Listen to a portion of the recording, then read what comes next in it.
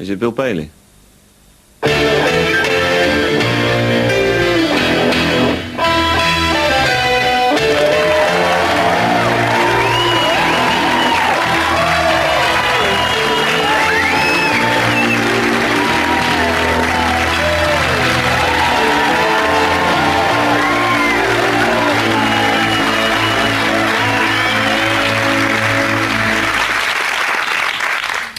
Hello there, Bill Bailey. All right? Yeah, you all right? Check your tickets, Bill Bailey. All in the right place? That's good. I always do that now as a precaution. After I went on stage at the Melbourne Comedy Festival, first night, a little bit nervous, I walked on stage and I said, good evening, my name's Bill Bailey. And the whole front row went, ah, shit, and got up and walked out like that. And they said, nothing personal, mate. No, we wanted the Japanese drummers.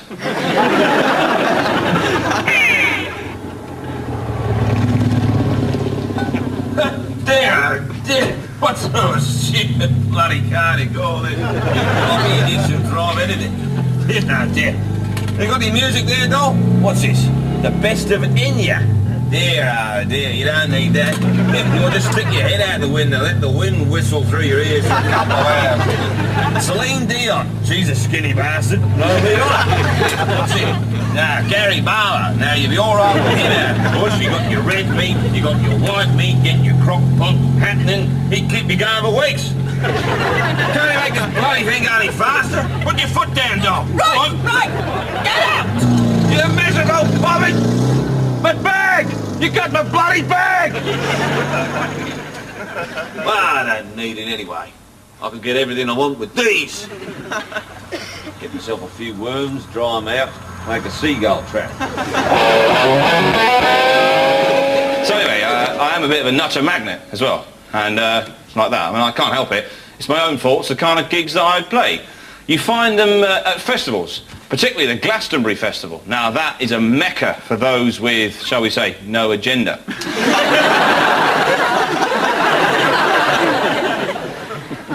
And to keep them out, they build this huge security fence all around the outside. Now, people are very determined. And I remember one year, they actually tunnelled under the fence, and the tunnel came up in a one-man tent. You know? Which is a brilliant idea, but I felt a bit sorry for all the poor sods who were tripping off their heads watching all these thousands of people coming out of this one tent.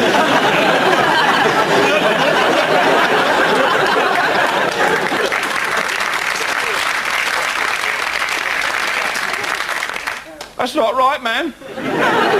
And one of them going, no, right, must be massive inside, right? Must be like a TARDIS or something. Let's watch it, it's going to take off in a minute. 4 days we watch that. They watch that. We love camping. I mean, you know, living under canvas and roughing it a bit. Yes, it's the music one come for, really, though. It's a great lineup today. Sibelius on the main stage. Yes, 4 rooms of banging harpsichord, and then chill out in the Dvorak lounge. I'd love to go down the front. Yes. Yes, Benson takes me there. Yes, but you don't actually get out of the sedan chair. You get the general idea. Yes, it's very arty here. Oh, yes, we found an excellent stall where you can get your servants pierced. We gave Benson a Prince Albert. And we had the family coat of arms painted on his face.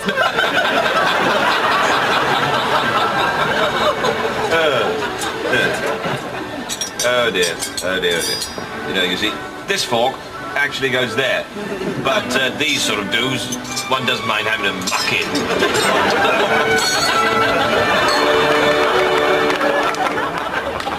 Well, I love the festivals, really, I must admit. Yeah, I love the stalls, you know. I love these stuff that you normally wouldn't give a second look to, you know. Oh, a gargoyle in a pot. Mmm. Hey, that'll look great, yeah. A hammock. Oh, I need another hammock. Oh, so 12 hammocks, is it, sir? Oh, yeah, well, and every sign of the zodiac on it. Mmm, brilliant, yeah. Oh, like an elf castle's doorstep. Yeah, I need that. Oh, a giant old English shower tidy meditation jug candle pouch. Yin-yang condiment set. Yeah. Oh, very handy. And the food store is brilliant. The Mexican store, Quetzalcoatl's Banquet, $4.99. You think, that sounds great, doesn't it? And in fact, it's a tin of kidney beans and a tin of tomatoes mashed up and warmed up on a transit engine. Yeah. Donut stands with these bewildering price structures. You know, 3 donuts, 50p, 7 donuts, £1, 48 donuts, 8pence, 2 donuts, tenner, 3,000 donuts, 4 pesetas. Every cup of tea, you get every tea, 10 teas, you get a free donut and a slap, like, you know, all these bewildered crusties standing there going, "I'm just giving them most donuts. What's the deal with the most donuts?" I saw this great stall there, £10, your name on a grain of rice, you know, because you need that, don't you? You know, in case there's any arguments around the flat about whose food it is. Oh no, look, it's mine, look, yeah. And there was a bloke there painstakingly painting these names on these grains of rice. And it wasn't your normal punters either. It was your hippie punters. What's your name, mate? Incantation, Spirit of the Wind. Oh, it's going to be long grain, you know that, don't you? That's extra. And there was a bloke next to him, had a much better idea. £1, your name on a baked potato. Just a bloke with a marker pen. Bob, Ted, Phil, there you go, hey! The bloke's there thinking, I wish I'd thought of that. What's your name? Astral Fridge Magnet. Oh, for God's sake. The thing is, you see, you are tempted by some of this stuff. And I get home every year after the festival thinking, great, let's have a look at my lovely festival gear. Oh, my God, I've done it again! I got stoned and bought a load of useless hippie cack. I'm going to chuck it in the cupboard again. What's in there? Don't look in there. That's a Glastonbury cupboard. You don't want to look in there. What am I thinking? Like, I'm going to get back from a festival and think, oh, OK, get me patchwork peasant trousers on. There we are. My Colombian hunting smock. Yeah, I need that. Big jester's hat with the wind chimes on it. Little musical chillum there. Oh, what have I forgotten? My carved Celtic rune shoes. There. I'll slip into them. Right. Yeah. I look fantastic. Think I might nip down the bank. Walking down the road. Been to a festival, mate? Yeah? How'd you know that? Walking in the bank. Morning. I'd like to open a personal equity pension scheme, please. And they say, have you got any ID? I say, yes, on this bit of rice. Yeah, I think you'll find it's all in order. I am the one that is known as Ka-E. I am the rightful heir to the kingdom of Francour, and I must seek out the writings of Ling to prove my true inheritance. My search has taken me even beyond the great mountains of Kelmak, through the forest of Murg, a dark, forbidding place where daylight has no dominion, across the field of Felian, a bleak and terrible place, inhabited only by the bush known as Risset, which is much prized for its tough yet pliable wood, used mainly in weaving. Thence I came to the twinkling sea of Kral, and there, along its shoreline and its many caves, I came across the writings of Ling. I snatched them up, but the serpents that guard them awoke. They tried to get them back. I pulled, they pulled. There's a bit of a struggle, obviously. But give me the writings, you little serpent bastards. I ran like a demon across the beach, but my espadrilles all ripped to shit, with toes all bleeding. Anyway, the serpents came after me, and the lead one, he reared up on his haunches like that. Except serpents haven't really got haunches. So his mate sort of held him up with a stick like that. Go on, Dave, go on, grab the bastard like that. And the stick slipped, he sort of fell back, and all the other serpents went, oh, Dave's falling over, Dave's falling over. Hastily, I fashioned a coracle from some seaweed, a bit of risset I had luckily, and an old spoon, and I rowed like a demon across the sea, but the serpents called forth a great storm. All rain came down, the writings, only cheap biro, you couldn't read them, they all ran, all that way, what's the point? Anyway, that's what happened, and I make humble apology for my delay. So you're late signing on, then? Yeah. And technically you were available for work. Yeah. Well, this is New Claims. Late signing's over there. Oh.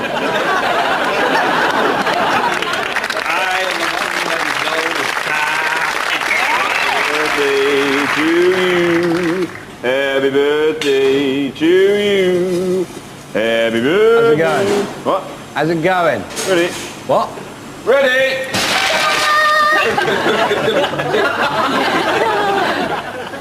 What are you doing? I thought you said ready.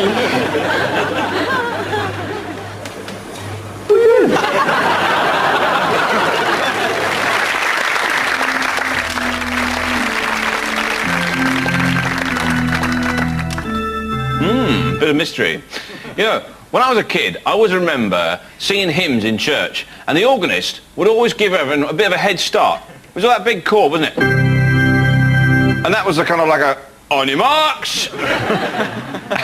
And then there was that terrible moment of grappling for that elusive first note. It always sounded like the middle of a motorbike race, didn't it? It was like...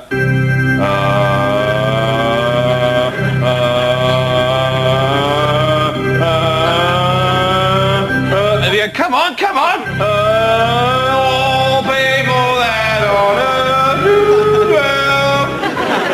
I actually got a job in a crematorium as an organist. Very easy, really, you know. Just play one chord and keep altering one note.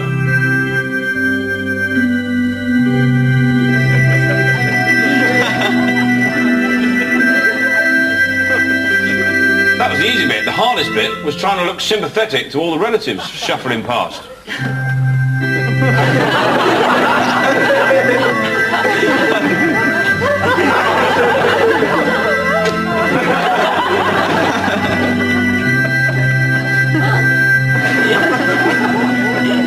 And I never really knew what to play at the crucial moment, you know. And now we commit Edith's body to the flames.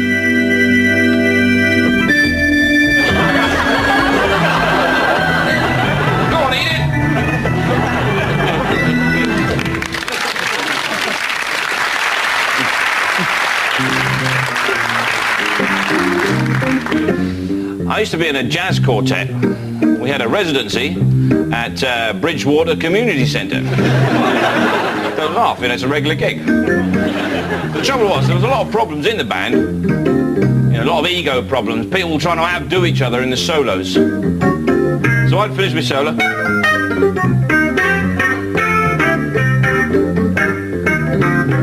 And then we had Andy, the vibes player. Tough day in the studio. He was off the leash now. He was really showing off. Go, Andy, go. You're like, whoa, are you on the pull or something? And then we had Dave, the organist. And he had delusions of grandeur, because he tried to work classical music into his solos. And what he wanted to play and what he actually played were two different things. What he wanted to play was a bit of Bach's Toccata. So in his mind, this is how it sounded. Go, Dave, go!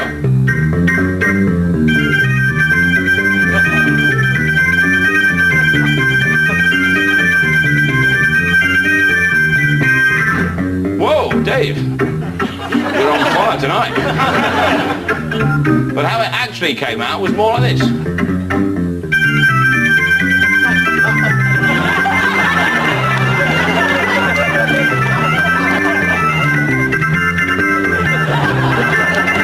Ski Sunday, you idiot!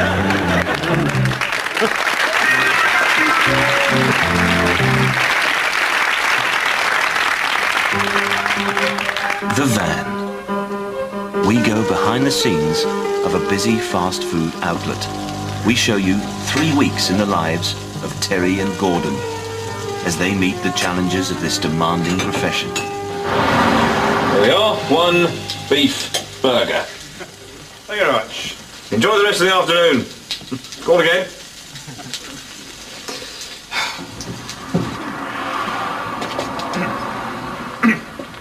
Terry, I've been monitoring your performance over the past few weeks, and I have to say that I'm very disappointed in your commitment level, particularly in your attitude towards the product. What? Tell me, Terry, what are we offering clients? What? What are we selling here, Terry? Burgers. No, Terry. Burgers and chips. No, Terry. Sausage burgers and chips. What? We are offering a high-quality, non-vegetarian lunch option served swiftly and courteously by enthusiastic staff to a highly discerning client target group. Week 2.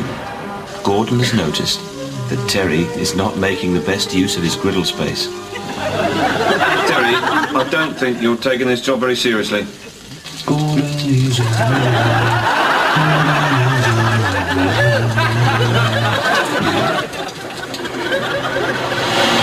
Week 3. Terry is still not up to scratch. Things are not looking good. Oh dear, oh dear, oh dear. Terry, what does this mean? The burgers are too big. No, Terry. It means our clients are less than satisfied with our product. I can no longer support a team member who is detrimental to our perceived market goals. You're fired, Terry. I'm relieving you of your duties. Okay, bye. That is company property. Technically, that is theft.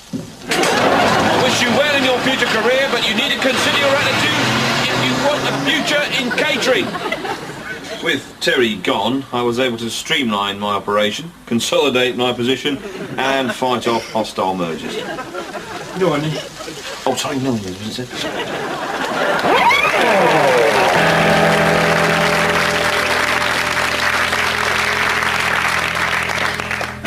Here's a little tip for you. You're out in a restaurant, you think about telling a fantastic story to your friends, but you've ordered food. Any second now the food's coming. Let me tell you, don't do it. They're not interested. Doesn't matter who you are.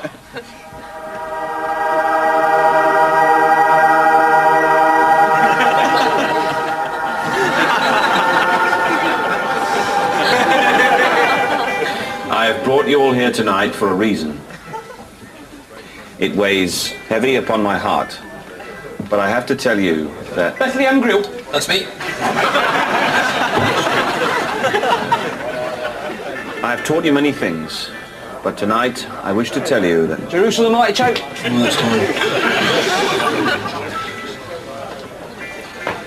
Anyway, what I was trying to say was that... Chicken Galilee. Yeah, over here. I ordered onion rings with that. See, at this point, walk away. Just walk away from the story, right? Don't go back to it, because that is fatal. What were you going to say then? Look, it's not important, all right? Go on. Tell us what you were going to say. Just leave it, all right? Go on. All right. What I was trying to say was... Onion rings. Oh, look, just forget it. I don't know why I bother trying to tell you anything. There's no point. Shut it!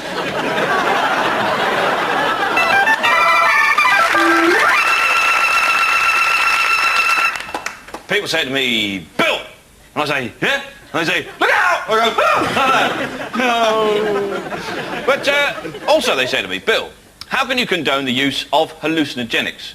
And I say, well, we only use 10% of our brain capacity. Why not expand that 10% to its fullest potential? Great writers and artists over the years have used psychoactive substances to try and achieve a higher level of consciousness. For example, Aldous Huxley took the drug mescaline and then chronicled his experience in the book The Doors of Perception. Now, I don't actually think that's the first thing he wrote. He probably wrote, my brain is melting 10,000 times. But it was the book that the critics latched onto, you know. Anyway, imagine though, we only use 10% of our brain capacity. I mean, that is probably a bit generous. You know, there's probably some great genius like Stephen Hawking on 70, 80%. It's all the rest of us dragging the average down. You know. What's an average day? Bumble around, come home, do the lottery, prepare a rudimentary snack, watch Gladiators. What's that? 1.5%, 2% tops, isn't it? Imagine your brain is a vast factory full of state-of-the-art equipment. Right?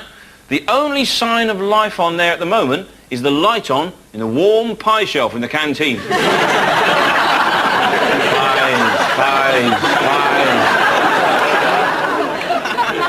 No? Right? If we don't use that 90%, then Mother Nature will step in and say, look, I'm going to take it off you. Yeah? Evolution will take a hold. And we'll be whittled down to the 10% we actually need. So we won't need a big head, otherwise we'll have a little brain rattling around in there like a walnut in a tumble dryer. No, we'll have a tiny little head, one massive eye there, like that. No arms, just a giant finger for working the remote, the microwave and pointing at menus.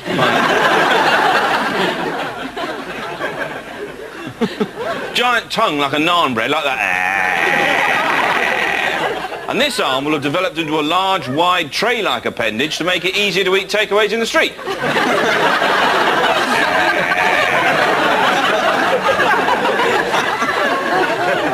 It's a nightmare vision, all right? Don't get scared. People say to me, Bill, what's your view on drugs? I say, it's like an angel's wing. Here he comes. Here he comes. Got ya.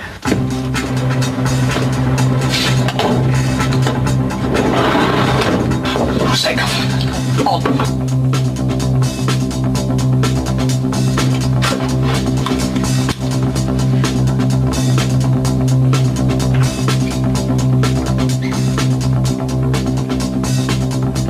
He's in the room.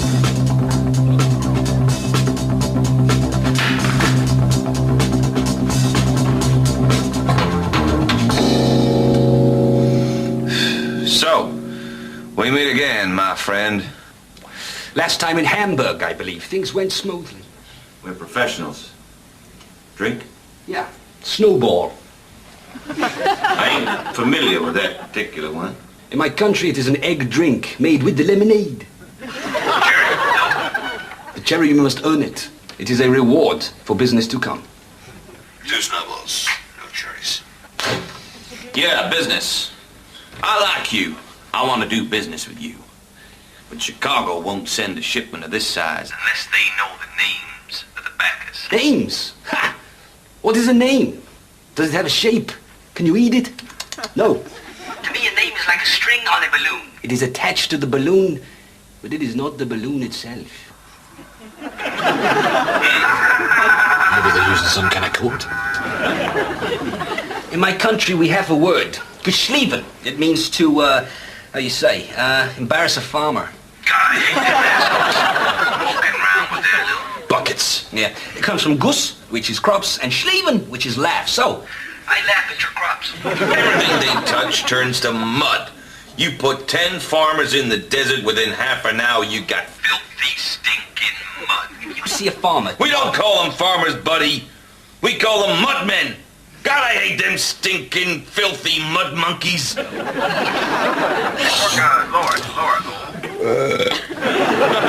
And my granddaddy, he didn't believe in waxing. He used to lie in the creek all day long. Let the catfish swim up and nibble his thighs. Now, I got a beard, but when I strip off, I'm smoother than a snake's ass. As my grandfather used to say. Body hair's the poor man's Crombie. A wise man. No, that really he died in his own fridge. He was waiting for my grandmother with a bottle of champagne to surprise her on her anniversary. She was having an affair with the optician and came home late. Poor old icebox. No. It is a lot like flying, except there's a little bit of pressure on the diaphragm. Okay, buddy, my turn. You ever seen a whistling pig at close up? I never seen one of those. When I was a younger man, I lived for dance.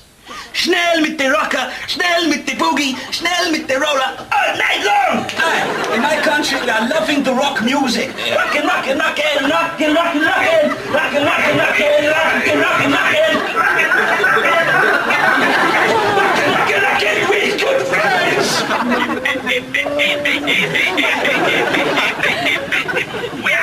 You got that totally wrong, buddy. The shortest is gnomes, then elves, then trolls, then pixies, then jockeys. Die Hölzenjäger! It is elves, pixies, gnomes, trolls, jockeys. This is the order! What about leprechauns? Don't exist!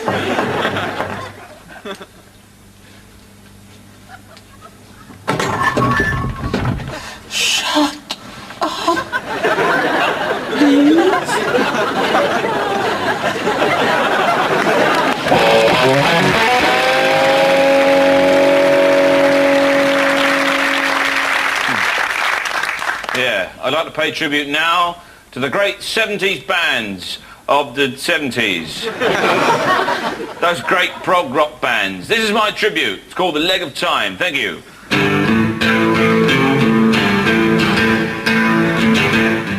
The jester hops on the leg of time. The scourge of the wizard nation. Madrigal chanting is no crime. When you're suckled by a blind Alsatian who stole the leg of time, seeing into the eyes of Murga's kestrel. Where's the tiny mouse? There it is! Ride a white pig to the edge of Lapland. Why did I do that? Why did I do that? I do not know. Who stole the leg train? When time had one leg, it couldn't march. It stopped. It hopped. Who stole the leg train? Was it the wizards? No. Was it the goblins? No. Was it the elves? No. Was it the dwarves? No. Was it the kestrels? No. Was it the satires?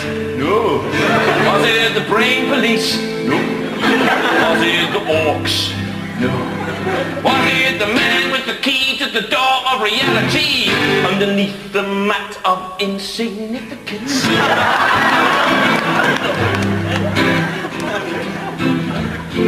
No. What was it then? Oh, it begins with T. Right. Was it the pterodactyls? No. Was it the terrorists? No. Rhymes with cherry.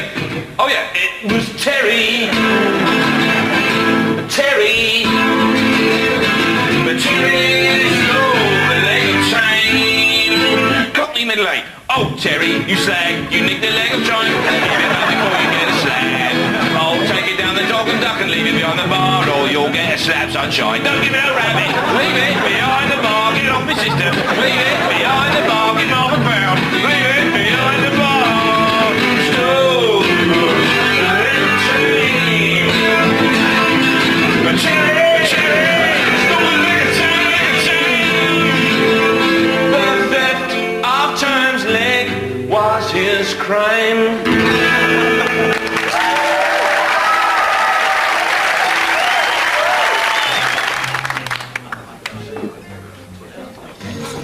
Okay, let's go through this. We got here a couple of Lazarus fritters, 4 Bethlehem grills, chicken Galilee, Pontius pancakes, a couple of Dead Sea rolls.